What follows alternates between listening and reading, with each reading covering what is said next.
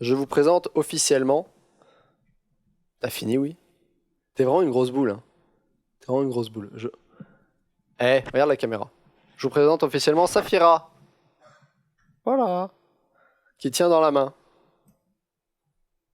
Couchou, couchou, couchou.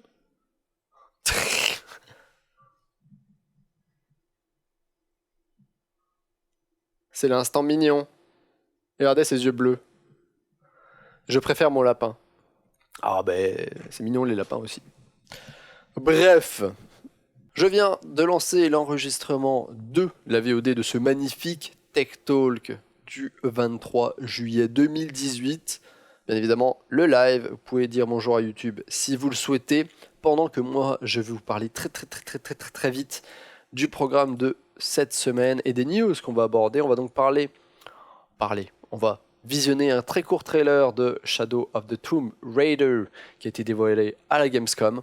30 secondes de trailer juste pour nous hyper un peu plus pour le jeu. Ensuite, on va parler d'NVIDIA et des potentiels très probables périodes de sortie des prochaines GTX 1180, 1170, 1160. Le nom est à prendre avec des pincettes. Elles seront peut-être finalement appelées 2080, 2070, 2060. On n'est pas encore très sûr. Les seules infos un peu près certaines qu'on a, c'est la période de sortie de ces cartes-là. Les spécifications, c'est encore un petit peu tatillon. On va ensuite parler des prochains processeurs de chez Intel qui sortent très prochainement. La roadmap un petit peu d'AMD et ce que prévoit AMD pour la prochaine année.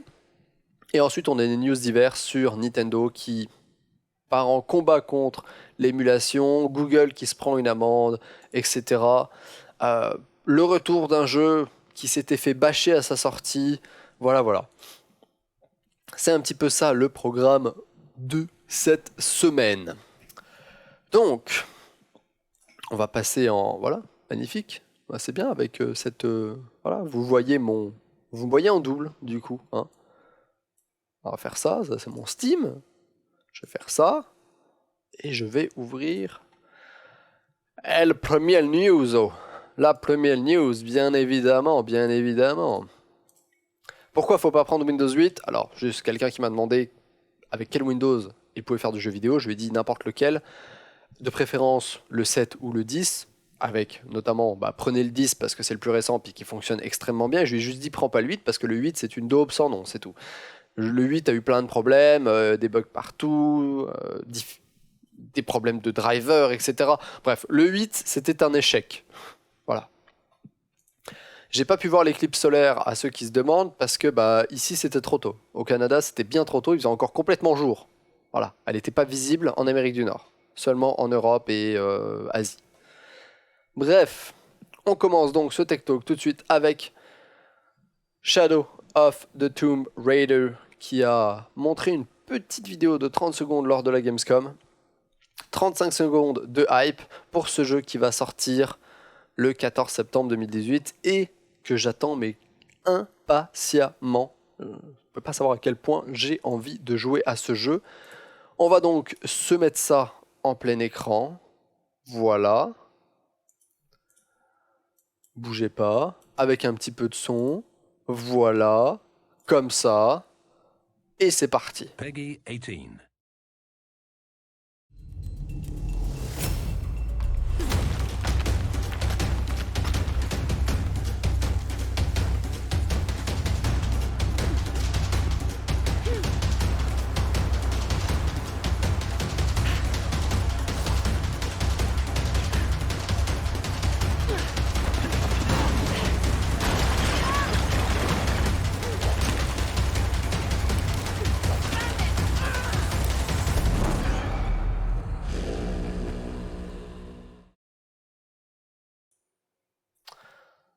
Alors, il faut savoir que moi, rien que ça, moi, ça me suffit à me hyper. Hein. Je vous le dis, hein, moi, ça me suffit. Là, je suis tellement hype pour ce jeu. Voilà. C'était tout ce que je voulais vous montrer sur Tomb Raider. C'est la fin du Tech Talk. On se retrouve la semaine prochaine. C'est pas vrai, restez, s'il vous plaît. Parcours simulator. Clairement, c'est parcours simulator Tomb Raider. Mais il y a des nouveaux moves. Par rapport aux épisodes précédents et c'est ça qu'ils voulaient montrer là-dedans. Elle va s'en prendre encore plein la gueule. Exactement. Mais c'est pour ça qu'on aime bien ce jeu. Bon, on attaque directement avec le vif du sujet, l'information que tout le monde veut, l'information que tout le monde réclame. Alors, j'utilise OBS pour stream. C'était ça, l'information que tout le monde veut. Voilà. C'était cette information, je drop la bombe, j'utilise OBS. Voilà, point. Mais j'ai utilisé XSplit un jour. Non, c'est pas ça. C'est la date de sortie des prochaines cartes graphiques de chez Nvidia. L'information première vient d'un YouTuber qui s'appelle GamerMelt, qui est en discussion avec les manufacturiers, c'est-à-dire les board partners, ce qu'on appelle les AIB dans le jargon de l'informatique. Board partner, donc c'est toutes les personnes, toutes les marques en fait. Nvidia, ça va être le constructeur des chipsets, et ensuite on a les AIB ou les board partners qui sont MSI, Asus, VGA, Gigabyte, Zotac, etc., etc., KFA2, etc., etc.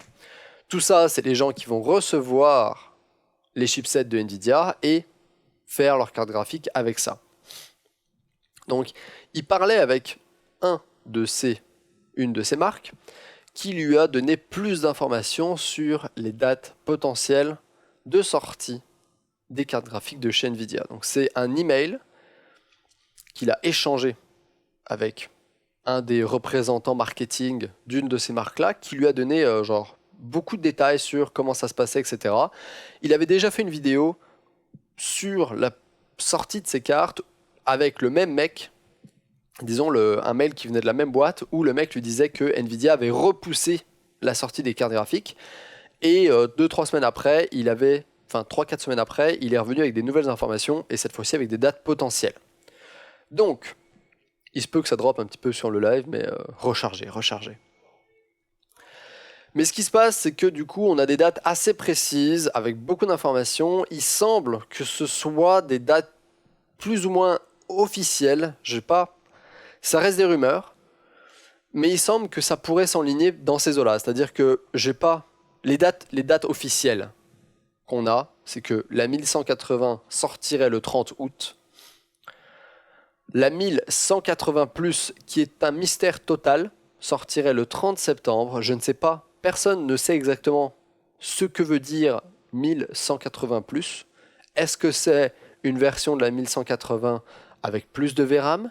Est-ce que c'est les versions de la 1180 custom? C'est-à-dire que Nvidia sortirait la 1180 Founders Edition le 30 août et garderait l'exclusivité pendant un mois avant que toutes les autres marques, MSI, Asus, etc., puissent sortir leur version custom de la 1180, et c'est ce qui serait appelé 1180 Plus. C'est possible. Hein. Tout est imaginable.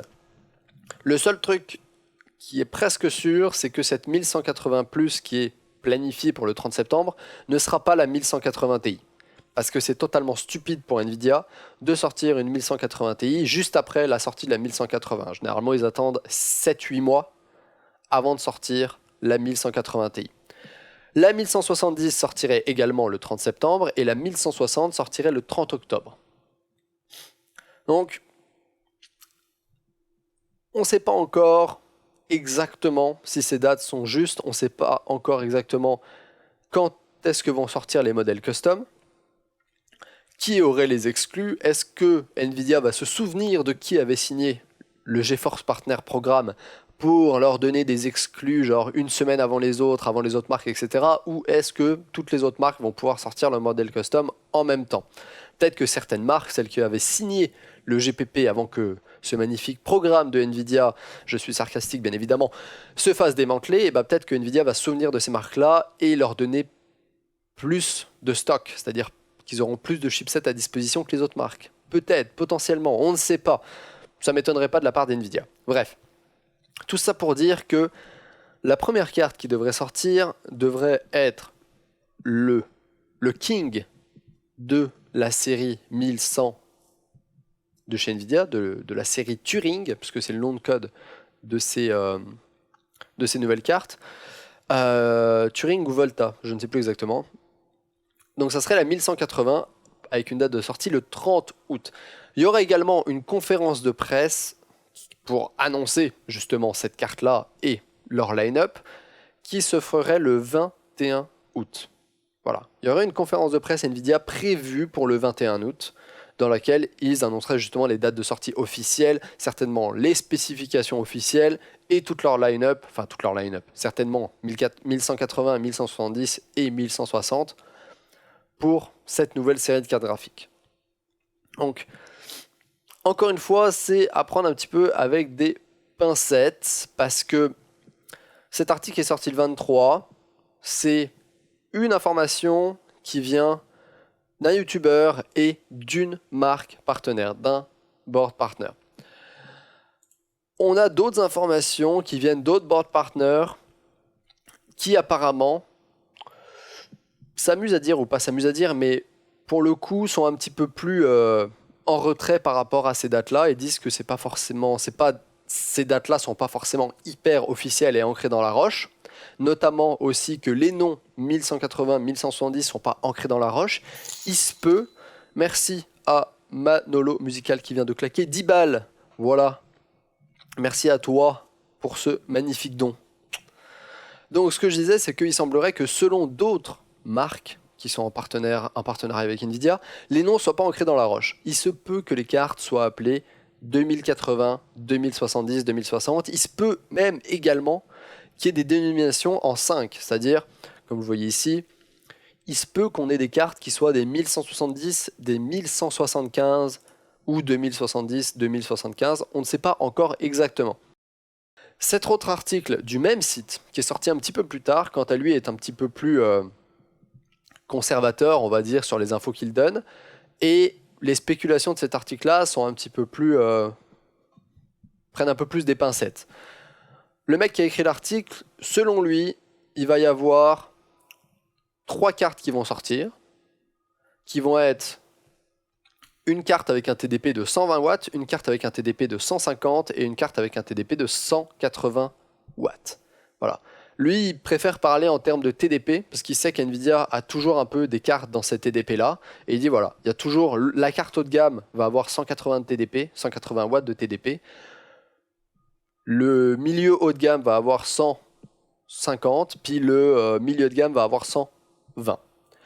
Ce qu'il dirait, c'est qu'également au niveau des prix, à l'heure actuelle, dans les cartes actuelles, 120 watts, c'est la 1060. Là, il dirait qu'apparemment, la 120 watts, ça serait l'équivalent de la 1060, mais il la ferait payer beaucoup plus cher. Lui, il a un petit... il spécule aussi un petit peu sur les prix. Comme quoi, les cartes 120 watts de chez Nvidia seraient aux alentours des 500 balles. Ce qui correspond, les 120 watts, ça correspond aujourd'hui aux 1060. Donc ce qui veut dire que ça serait bien plus cher que le prix des 1060 aujourd'hui. Les 150 watts seraient au prix des 600 balles. Et les 180 watts seraient aux alentours des 700-750 balles. Donc bien plus cher que les cartes 1080, 1070 et 1060 à leur sortie. Bien plus cher que ça. Au niveau de la mémoire, lui, ce qui spécule, c'est qu'il y aura des cartes avec 8 Go de VRAM et les cartes haut de gamme auront 11 Go de VRAM, tout en DDR6, mais on ne sera pas à 8 ou 16. Ça serait 8 ou 11, voire 8 ou 12, mais plus certainement 8 ou 11. La carte avec 120 watts de TDP sortirait fin septembre pour lui. La carte de 150 watts de TDP sortirait la deuxième semaine de septembre. Et la carte avec 180 watts de TDP sortirait la première semaine de septembre. Ce qui veut dire que pour lui, la 180 watts, ça serait la 1180, qui serait avec une sortie le 30 août, donc une dispo certainement au 1er septembre. Celle avec 150 watts, qui sera certainement la 1170, pourrait sortir un petit peu plus tôt que fin septembre. Et peut-être que la 120 watts, qui serait la 1160, sortirait fin septembre. Ou alors... si on en croit ce qu'il disait au début de cet article-là, c'est-à-dire que Nvidia pourrait faire des dénominations un petit peu différentes, et si on corrèle avec l'autre article dans lequel il est censé avoir une 1180, une 1180 plus et une 1170 qui sortent entre août et fin septembre, il se peut qu'on ait une 1180 début septembre, que la carte en 150 watts qui arrive la deuxième semaine de septembre, ce soit la 1180 plus qui vont peut-être appeler 1175, voilà, qui serait entre la 1080 et la 1170. entre la 1180 et la 1170, et que la carte avec un TDP de 120 watts, ce soit la 1170 qui arriverait fin septembre. C'est peut-être ça. Voilà. Donc on a par exemple, il y a beaucoup d'articles. Hein. Merci TotoWare pour le sponsor. J'espère que tu vas te plaire ici. Voilà. Donc, ce que je voulais dire, c'est qu'il y a beaucoup d'articles qui relayent l'information comme quoi c'est 30 août, 30 septembre, 30 octobre. Mais apparemment, tout le monde n'est pas spécialement d'accord avec ça.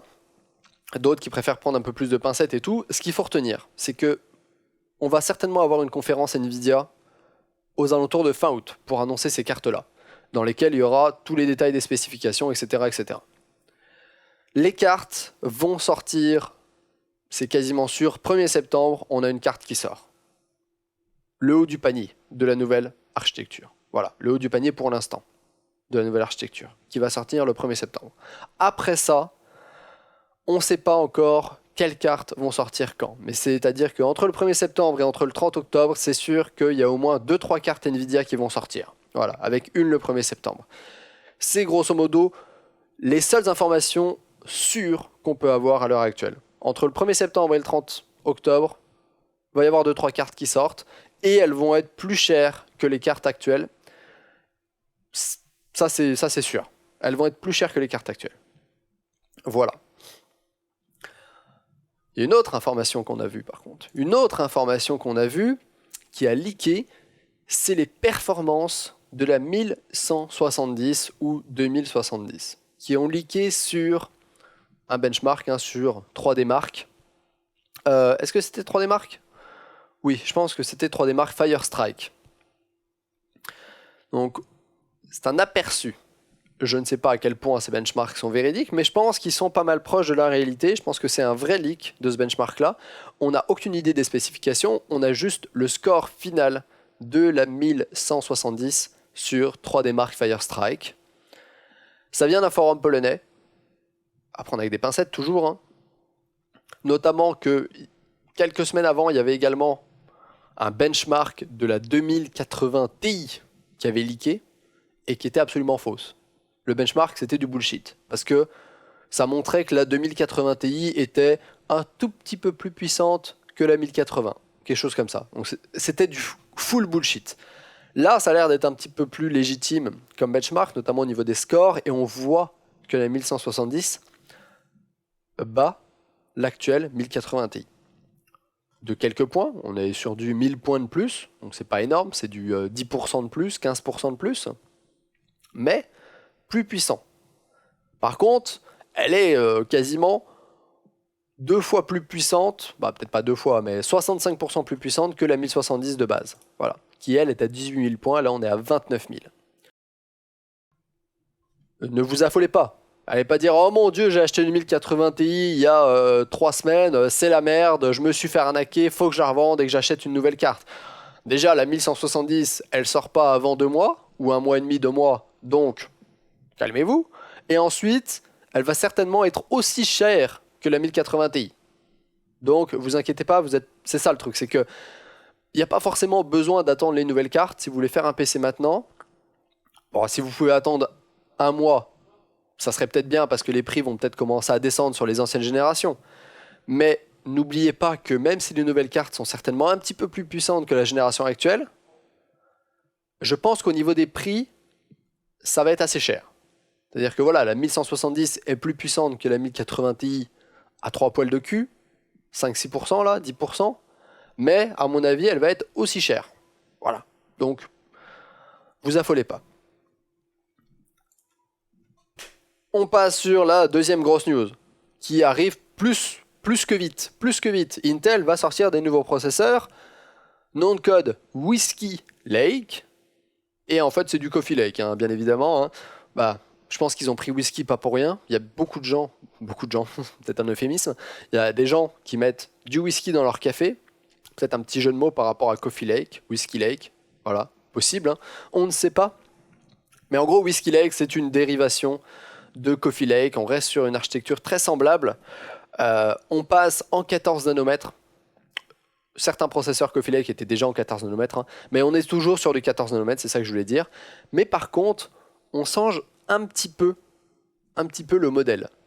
C'est-à-dire que là, pour l'instant, on a des informations par rapport aux i5, aux i7 et au premier i9 pour grand public. C'est-à-dire qu'avant, les i9, c'était des processeurs qui étaient réservés, on va dire, aux professionnels. C'est-à-dire que c'était la gamme Pro de chez Intel. Tu payais plus cher, fallait une carte avec un chipset différent, c'était du X99, du X299. Là, c'est le premier i9 qui va arriver sur le grand public pour les PC de bureau. Et ce qui change radicalement, c'est que par exemple, le i7 9700K, qui va être le i7 grand public qui est censé remplacer le 8700K, ou pas remplacer, mais prendre la suite du 8700K, eh bien, va avoir 8 cœurs physiques. Donc on passe de 6 cœurs pour le 8700 à 8 cœurs physiques pour le 9700K. Par contre, on perd l'hyperthreading. C'est-à-dire que Intel abandonne l'hyperthreading pour le i7 9700K. Il n'y a plus d'hyperthreading, mais par contre, on a 8 cœurs physiques. Alors que le 8700K avait 6 cœurs physiques, mais avec hyperthreading, ça faisait 12 fils de calcul. Là, on passe sur 8 cœurs physiques, 8 fils de calcul. C'est pour ça que j'ai du mal à savoir, d'un point de vue des performances et notamment du multitâche, comment ça va se passer. Parce que faut savoir un vrai cœur physique, c'est toujours plus puissant qu'une file de calcul et qu'un cœur virtuel, grosso modo.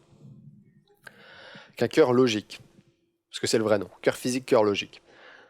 Donc, est-ce que l'ajout de ces 2 cœurs physiques en plus va compenser pour la perte de 4 cœurs logiques qui ne sont plus là quand on a enlevé l'hyperthreading? Parce qu'on passe de 12 fils à 8 fils. Donc on perd 4 cœurs logiques, grosso modo. Mais on a ajouté 2 cœurs physiques. Est-ce que ça va compenser? J'ose espérer que oui, parce que sinon ça serait stupide. Mais voilà, je ne peux pas me prononcer là-dessus. En tout cas, ça tourne à 3.6 GHz de base, ça peut monter jusqu'à 4.9. Ça, c'est un très très bon point. Ça peut monter jusqu'à 4.9, ça c'est génial.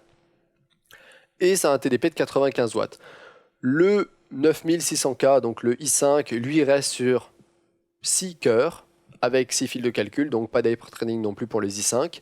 Les i3, on ne sait pas ce qu'ils vont avoir. On ne sait pas s'ils vont avoir 4 cœurs avec l'hyperthreading ou alors juste 4 cœurs. On ne sait pas du tout.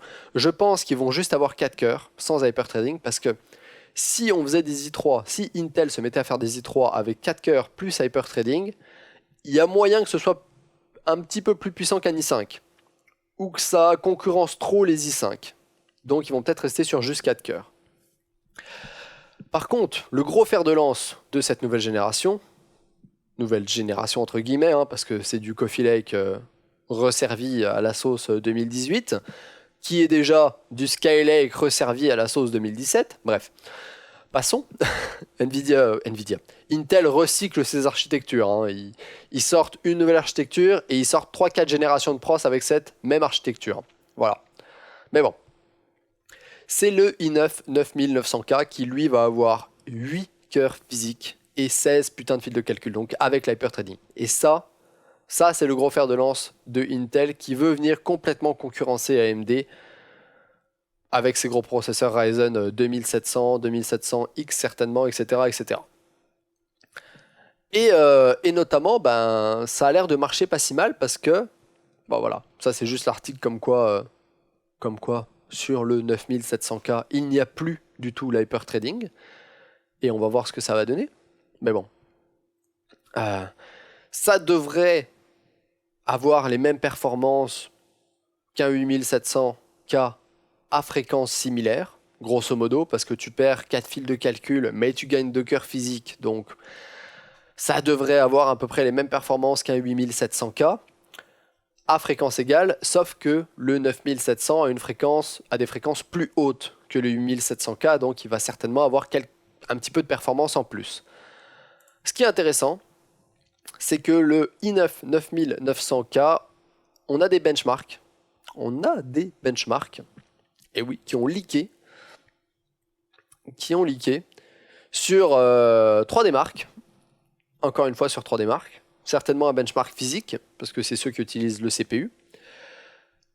Le processeur tourne en boost à 5 GHz, ce qui est gigantesque à 5 GHz en fréquence boostée. Tac, tac, tac, regardez. 3.6 de base, ce qui est tout à fait standard. On peut monter à 5 GHz en boost sur un ou deux cœurs. Donc, il est capable de booster un de ses cœurs ou deux de ses cœurs jusqu'à 5 GHz. 4.8 sur 4 cœurs ou 4.7 sur les 6 ou 8 cœurs. Au niveau des prix, bien évidemment, ça va être assez cher. Attendez-vous à ce que le 9700K soit à 350 US, donc ça va être dans les 380-400 euros, donc ce qui est le prix, grosso modo, actuel, ou le même prix de sortie du 8700K. Par contre, le 9900K, lui, va être plus cher. Il est quasiment 100 euros plus cher que le 9700K. 450 USD, ça va faire dans les 500 euros pour le i9. Voilà. Donc, clairement, plus cher que le 8700K actuel. Parce que le i9 9900 n'est pas censé remplacer le 8700. C'est le boulot du 9700. Donc, ils ont juste mis vite fait des petits graphiques. Le petit graphique du benchmark. Voilà. TimeSpy One 9862 avec un magnifique processeur non référencé qui est le i9 9900. Juste ici, paf paf paf. 3.1 MHz en stock, 5.16, 1.16, 16 fils de calcul, 8 cœurs. On n'a pas le TDP, on n'a rien. Voilà. Mais, grosso modo, c'est le i9 9900. Donc, il semblerait qu'il soit à donc, 9862 points, ce qui, grosso modo, est 1500 points au-dessus du Ryzen 7 2700X et 2500 points au-dessus du i7 8700K. Donc pour un score de 9800, 1500 points, ça fait environ 15%. Donc 15% plus rapide que le Ryzen 7 2700X. Et 2500, ça fait quasiment 25%. Parce que de 9800, ça fait presque 10 000. Quoi. Donc 2500, ça fait 10 000 divisé par 4. Donc 25%. 25% plus rapide que le i7 8700K. Ça prévoit du très très lourd. Sachant que ces nouveaux processeurs Whiskey Lake sortent très prochainement. Ils sont censés sortir courant août. Donc normalement, ça va sortir entre début août et la 3e semaine d'août. On va avoir ces nouveaux processeurs qui vont sortir. Donc c'est imminent. Leur sortie est imminente. Voilà. Autre bonne nouvelle par rapport à ces processeurs-là, c'est qu'il semblerait, donc là je vais changer de scène parce que c'est absolument dégueulasse, il semblerait que justement le nouveau i9 9900K et le nouveau i7 9700K soient à nouveau soudés. C'est-à-dire que je pense que c'est après Devil's Canyon et Aswell Refresh, à partir de Skylake, ou un petit peu avant, Intel avait commencé à juste mettre un petit peu de pâte thermique entre le die et le heat spreader qui est au-dessus. Donc entre la capsule qui est au-dessus du pros et le die, ils mettaient de la pâte thermique et ils collaient ça ensemble. Voilà. Merci à Raptor 59000 qui vient de claquer 5 € avec un petit smiley. Merci pour ton sourire. J'espère que tu apprécies le live et les news. Donc ce qui se passait, c'est que voilà, Intel collait avec de la pâte thermique la petite capsule en métal au-dessus sur le die. Ce qui avait énervé pas mal beaucoup de monde dans la communauté hardware parce que c'est moins efficace d'un point de vue dissipation de la chaleur pour les processeurs. Ce qui avait fait que les processeurs Skylake, les processeurs Kaby Lake, les processeurs Coffee Lake avaient tendance à chauffer un petit peu plus que les anciens processeurs Intel. Intel s'était fait un petit peu chier dessus. Voilà. Notamment pour Coffee Lake, il y avait même des sites tiers, je pense des sites allemands, qui vendaient des processeurs Coffee Lake, qu'ils avaient des leads, donc décapsulés, et sur lesquels ils avaient changé la pâte thermique pour par exemple du métal liquide, ou qu'ils avaient ressoudé pour qu'il y ait des meilleures performances en termes de refroidissement et une meilleure dissipation de la chaleur. Et donc, il semblerait qu'Intel, pour ces nouveaux processeurs 9700K et 9900K, fasse machine arrière et propose des processeurs qui soient à nouveau soudés pour l'interface entre le die et le head spreader. Donc ça serait à nouveau de l'indium, qui est du métal liquide, et ensuite ils soudent. Voilà, voilà. C'est une excellente chose que Intel fasse machine arrière et revienne sur des processeurs qui est le die, enfin le head spreader soudé, parce que ça veut dire que ça chauffera un petit peu moins et qu'on aura une meilleure dissipation. Et notamment AMD avait cet avantage-là, parce que AMD n'ont jamais cessé de faire ça. C'est-à-dire que AMD n'a jamais juste mis de la pâte thermique entre la capsule et le die. Ils étaient toujours soudés avec de l'indium, etc., etc. Donc c'était un avantage qu'avaient les processeurs AMD sur les processeurs Intel, parce qu'au niveau de dissipation de la chaleur, c'était un petit peu mieux chez AMD, notamment les Ryzen. Les FX chauffaient beaucoup, je le sais, mais les Ryzen avaient cet avantage-là. Et il semblerait que pour le nouvel i7 et le nouvel i9, Intel revienne sur cette méthode-là, qui est bien meilleure. Voilà. Bref, on continue avec du Intel. Il y a quelqu'un qui m'a dit c'est ton papa. Non, pas du tout. On continue avec du Intel. Bougez pas, il faut que je trouve mon petit... Voilà. On continue avec du Intel. Le 10 nanomètres pour Intel, apparemment ce sera pas avant mi-2020. Merci à The Player Show qui balance 5 balles 49, toujours les centimes qui sont très importants, avec un super chat. Ça fait plaisir. Merci à toi. Et il dit juste salut Freiners. Eh bien, salut à toi. J'espère que tu vas bien et que tu passes un bon dimanche. Bref, le 10 nanomètres d'Intel, pas avant 2020, mi-2020. Intel est en retard, clairement, par rapport à AMD là-dessus. AMD prévoit déjà le 7 nanomètres pour 2019 sur ses cartes graphiques et ses prochains processeurs Zen. La prochaine architecture Zen 2 sera normalement en 7 nanomètres. Et pour Intel, Intel sont à la bourre et décide de repousser le 10 nanomètres. C'est même pas le 7 nanomètres, hein. Intel, ils sont encore au 10. Hein. Là, les processeurs qui sortent, c'est en 14. Voilà, juste pour vous dire, c'est en 14. AMD Ryzen, c'est du 12 nanomètres. Et les prochains, qui sortent l'année prochaine, en 2019, ça sera du 7. Intel est pas mal à la bourre à ce niveau-là. Voilà. Donc, je sais pas si cette roadmap, on peut bien la voir. Blablabla. Bla, bla, bla, bla. Ouais, c'est ça. 2018, Skylake SP, Coffee Lake SP. 2019, on est sur du Cascade Lake SP. Et ensuite, on va avoir Copper Lake SP, qui est une autre génération certainement. Ce qui est en développement, ça va être, voilà, le 10 nanomètres va arriver avec la génération Ice Lake. Ice Lake, c'est la génération de processeurs qui vont profiter du 10 nanomètres. Et potentiellement Copper Lake. Voilà, mais Copper Lake, je pense que ça sera des processeurs qui seront plus pour tout ce qui est mobile, ultrabook, etc. Alors que Ice Lake, ça sera la gamme grand public pour les PC de bureau. Mais bon, Intel en retard par rapport à AMD, ça ne m'étonne pas d'un point de vue de la finesse de gravure.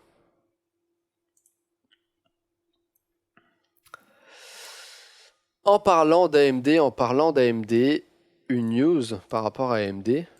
Est-ce que j'ai un truc qui correspond? On va prendre celui-là.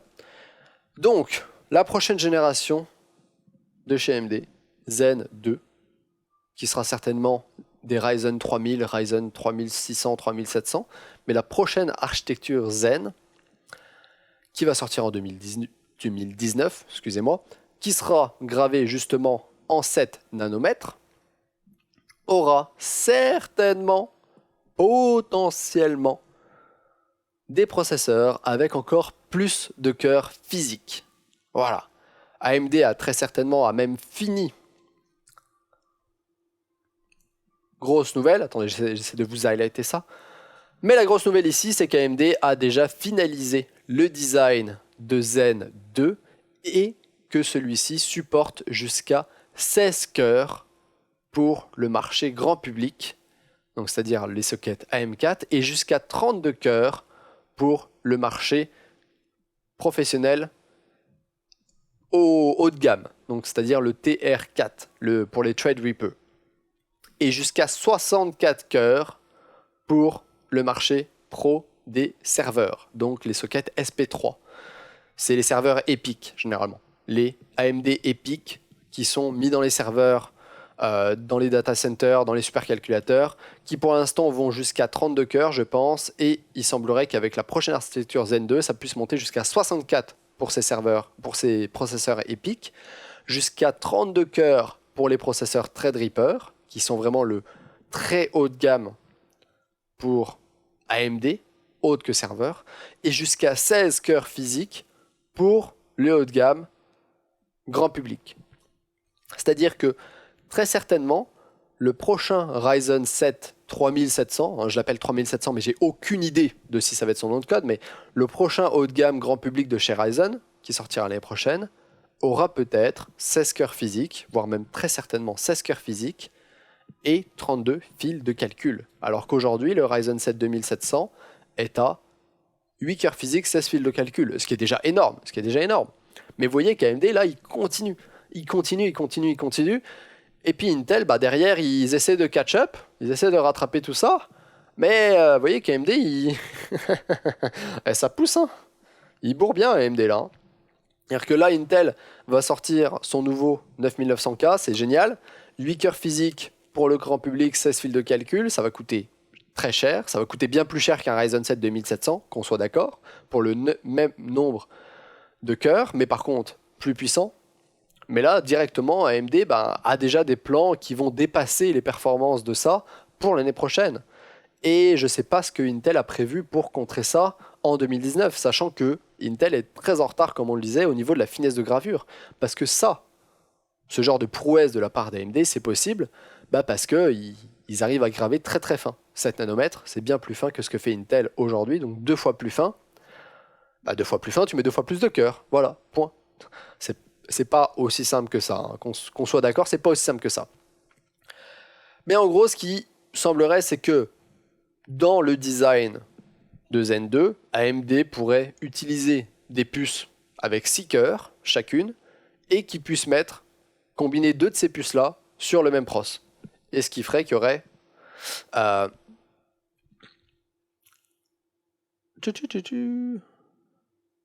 oui, c'est ça. Quoi? Attends. Ils savent pas compter ici. Ah non, ça va. C'est ça, c'est ce que je me disais. C'est bien ce que je me disais. Donc voilà, ils combineraient du coup des CCX, donc des petits chipsets, sur lesquels il y aurait soit 6 cœurs, soit 8 cœurs, et sur le même die, ils pourraient en mettre 2 pour doubler le nombre de cœurs. Voilà. Et Isaev qui dit bonjour. Enfin, Modo qui est là. Modo, fais ton travail un petit peu. C'est de jouer à Overcook. Hein. Bref. Donc c'était un petit peu tout pour ces news d'un point de vue Intel, AMD et Nvidia. C'était beaucoup de choses. On va passer sur des trucs un petit peu plus standards, un petit peu plus tranquilles. Et je vais essayer de vous trouver un bon overlay. On va passer là-dessus. Voilà. Ouais, ça passe. On va dire que l'overlay passe. Tout le monde connaît la protection des niveaux, je pense. D'ailleurs, il est fort probable que le prochain Monster Hunter World soit équipé de cette protection anti-piratage, ce qui est un petit peu chiant d'ailleurs. Mais là, on parle pas de ça, on parle d'un des groupes de hackers. Oui, bonjour, qu'y a-t-il? Oui, j'ai volé le chat. Je leur ai même pas montré. Non. Mais je sais pas où elle est. Attends, il est où? Il est où mon chat? Bougez pas, je cherche mon chat.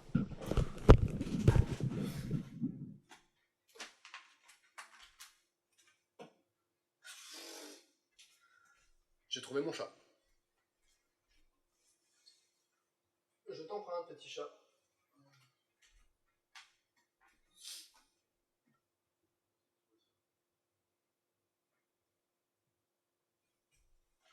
Ah. Comment tu vas?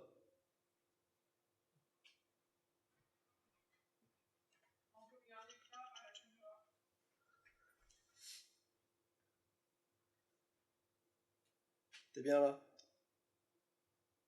Allez, descends. Hop. Voilà, reste derrière moi.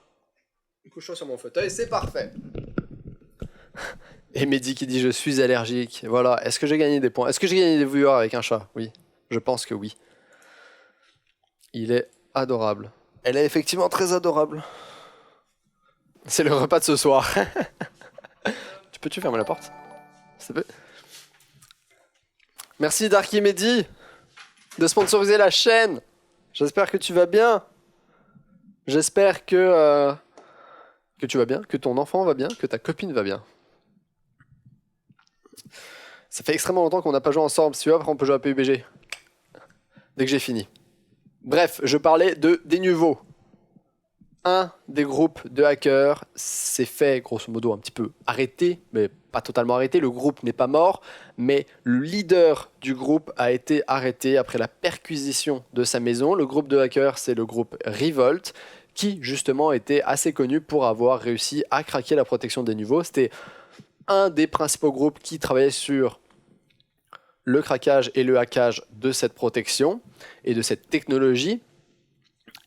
Et voilà. Pour l'instant, sa maison a été perquisitionnée, il a été arrêté, et il semblerait que Vosky essaye de trouver, donc c'est le leader, c'est son nom, il s'appelle Vosky, a essayé de contacter Denuvo, qui a porté plainte contre lui, et c'est pour ça qu'il a été arrêté, etc., pour essayer de trouver une solution pacifique au problème. Voilà.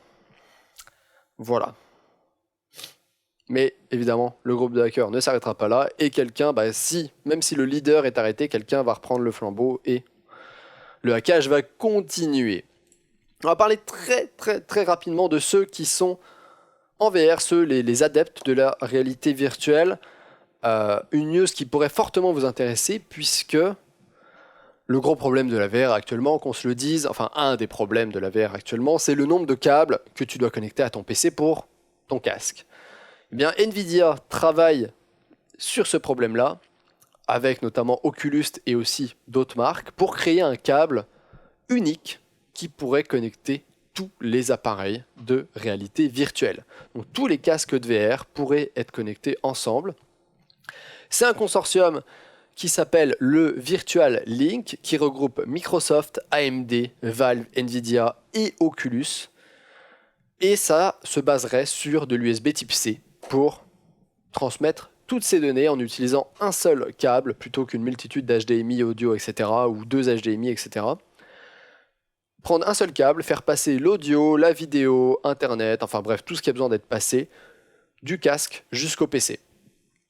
Voilà, et donc ce petit projet s'appelle le Virtual Link.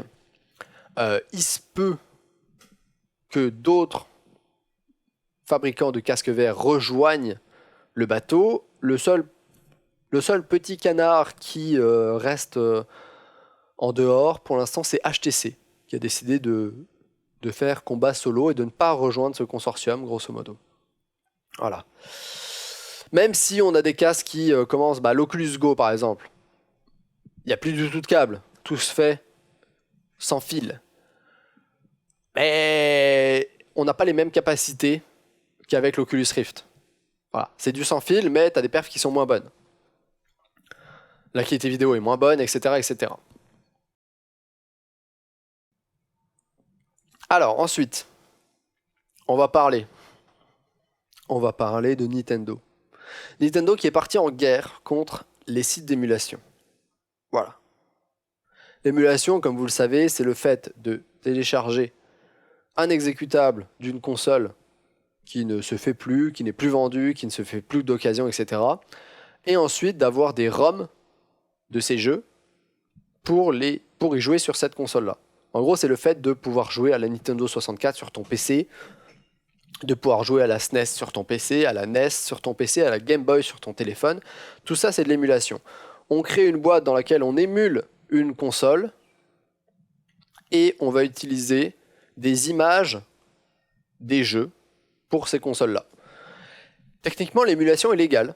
C'est quelque chose qui est légal si tu possèdes la console et le jeu. C'est-à-dire que si j'avais une Wii U, Dixit, si j'avais une Wii U, j'ai pas de Wii U, mais si j'avais une Wii U, j'aurais tout à fait le droit de télécharger un programme, Dixit par exemple Dolphin, qui est un émulateur de Wii U,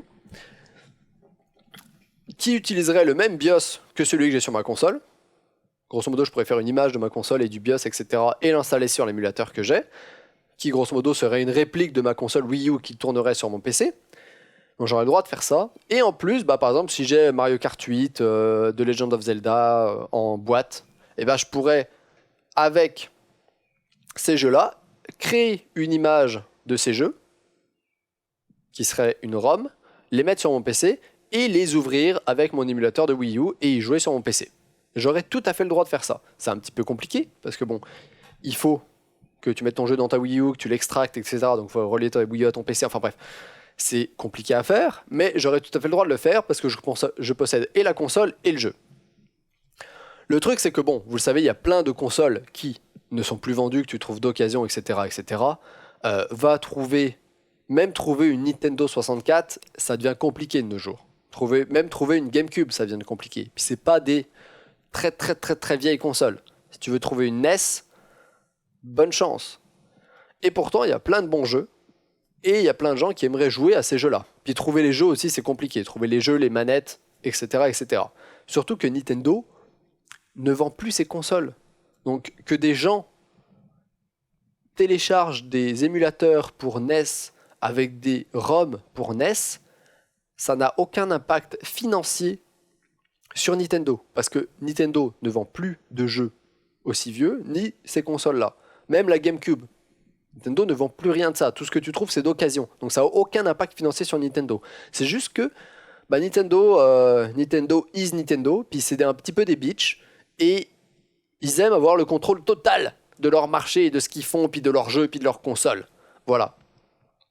Donc, ils sont partis en guerre contre les sites d'émulation. Il y a notamment 2 sites, très très gros sites d'émulation, qui s'appellent loverom.com et loveretro.co, qui sont du coup des sites d'hébergement sur lesquels tu trouves des émulateurs et une quantité énorme de jeux piratés, de ROM, mais qui du coup sont en libre service.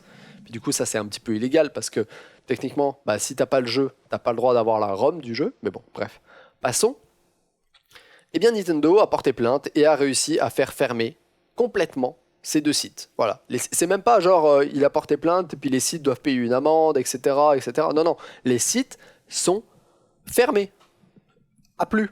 Plus de ROM, plus d'émulateurs sur ces sites-là. Il va falloir aller sur d'autres sites. Puis, je pense que Nintendo compte pas s'arrêter là et va poursuivre en justice d'autres sites pour les faire fermer.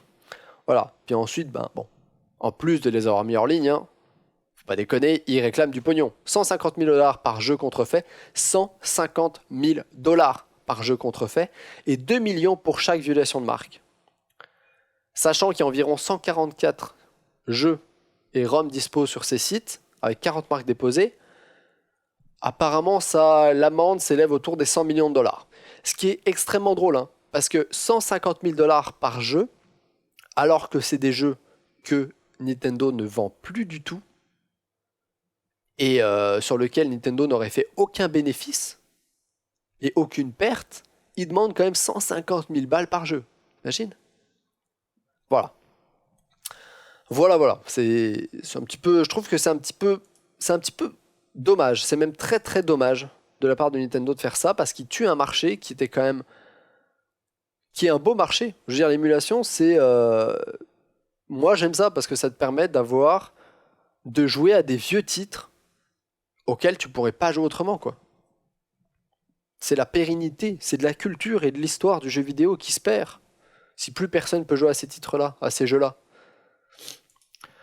On va parler vite fait d'AMD, encore une fois, AMD qui se porte très très bien. On a eu le bilan financier d'AMD qui est sorti, et c'était juste pour vous dire que apparemment pour AMD ça va plutôt pas mal. Par rapport à l'année dernière, à la même époque, donc après le premier trimestre, le premier quarter de 2017, donc Q2 2017, le deuxième quarter de 2017, excusez-moi, donc la moitié de l'année, eh bien, AMD l'année dernière était à 1,15 billion en revenus bruts, donc sans toutes les charges et tout, c'est pas leur profit, c'est le revenu brut, 1,15 billion, donc 1,15 milliard. Aujourd'hui, même époque, donc un an après, ils sont à 1,76 billion, donc 1,76 milliards, ce qui fait qu'ils ont grosso modo augmenté leurs revenus de 30 à 40% en plus par rapport à la même époque l'année dernière. Avec, ils ont mis de côté un peu plus de... combien c'est, je pense revenu opérationnel de plus de 153 millions de dollars, qui se traduit par un bénéfice de 116 millions de plus par rapport à l'année dernière à la même époque. Donc pour vous dire que les sorties de Ryzen, comme je vous le disais, ça a vraiment vraiment fait du bien à AMD qui du coup revient un peu plus dans la course et du coup fait plus d'argent qu'avant. Ryzen c'est pour les pauvres, non, Ryzen c'est pour les gens qui ont... pas pour les pauvres en fait.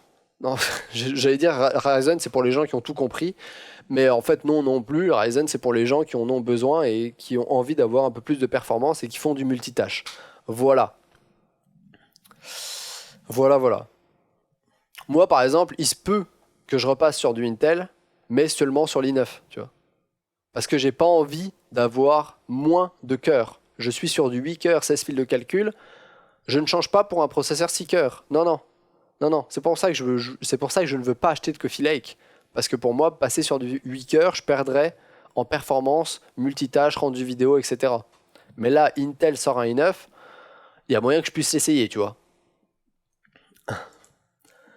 En attendant, Google également. Google qui a pris une amende de 4,3 milliards de dollars. Petite amende. Ils avaient mal... J'allais dire une connerie. Ils avaient mal garé leur Google Car. C'était ticket de stationnement. Voilà. Il y en a un petit paquet, donc du coup, ça fait 4,3 milliards de tickets de stationnement. Non, pas du tout. Grosso modo, ils ont pris une amende. C'est la Commission européenne qui leur a foutu une énorme amende, notamment pour abus. L'amende a pour titre abus de position dominante.